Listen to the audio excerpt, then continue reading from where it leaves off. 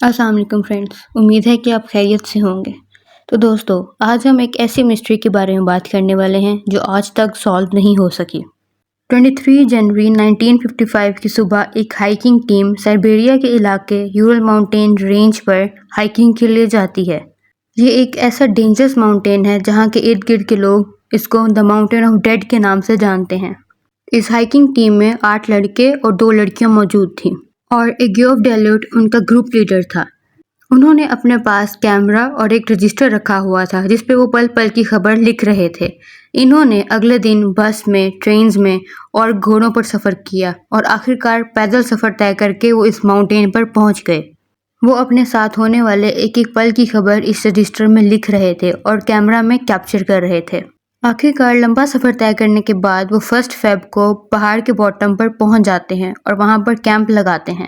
Register میں لکھے گئے ہوئے آخری الفاظ کے مطابق یہاں تک تو سب نارمل چل رہا ہوتا ہے، لیکن اس کے بعد کیا ہوا یہ کوئی نہیں جانتا۔ اس کے بعد رجسٹر میں بھی انہوں نے کچھ نہیں لکھا اور نہ ہی کیمرہ میں کچھ کیپچر کیا، اور ایسے ہی 16 دن وہاں گزر گئے۔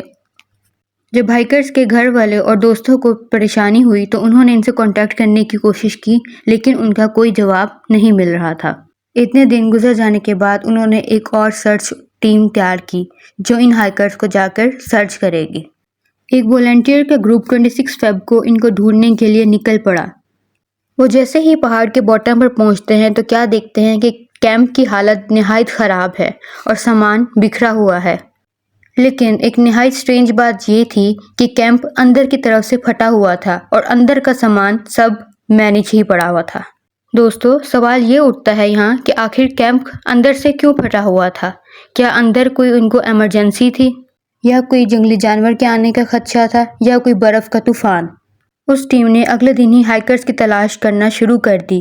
ٹینٹ کے کچھ فاصلے بعد ان کو فٹ پرنٹس ملے۔ کچھ فٹ پرنٹ جوتوں کے سمیت تھے اور کچھ ننگے پاؤں، اور فٹ پرنٹ بھی 500 میٹر کے بعد غائب ہو گئے تھے۔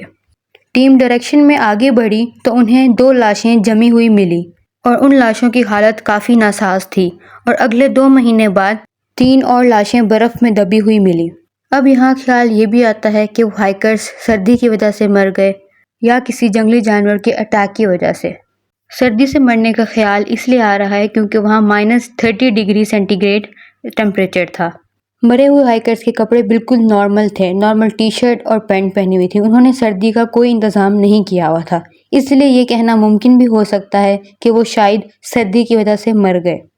پوسٹ مارٹم کے بعد ڈاکٹرز کا کہنا ہے کہ یہ ہائپرتھرمیا سے مرے ہیں۔ ہائپرتھرمیا ایک ایسی کنڈیشن ہے جو زیادہ دیر برف میں رہنے سے انسان کی اندر کی ساری گرمی ختم ہو جاتی ہے اور وہ انسان مر جاتا ہے۔ پھر کچھ ٹائم بعد 75 میٹر کی دوری پر وہاں اگلے باقی لوگ بھی مرے ہوئے پائے گئے، اور ان لاشوں کی پہلے والوں سے بھی زیادہ کنڈیشن خراب تھی، کیونکہ ان میں سے ایک کی زبان کٹی ہوئی تھی، پسلیاں ٹوٹی ہوئی تھیں اور 2 کی آنکھیں نکلی ہوئی تھیں۔ تو یہ بھی کہنا مناسب ہوگا کہ شاید کوئی جنگلی جانور نے ان پر اٹیک کیا ہے۔ اگر واقعی ہی میں ان پر جنگلی جانور نے اٹیک کیا ہے تو باقی پر کیوں نہیں کیا؟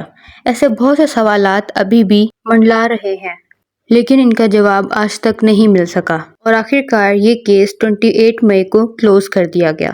تو دوستو، آپ کو ان کی موت کی وجہ کیا لگتی ہے؟ اپنی رائے کا اظہار کمنٹ سیکشن میں لازمی کیجیے گا۔ امید ہے میری آج کی ویڈیو آپ کو اچھی لگی ہوگی، اور اگر اچھی لگی ہے تو اس کو لائک کرنا اور چینل کو سبسکرائب کرنا مت بھولیے گا۔ سی یو نیکسٹ ٹائم۔ اللہ حافظ۔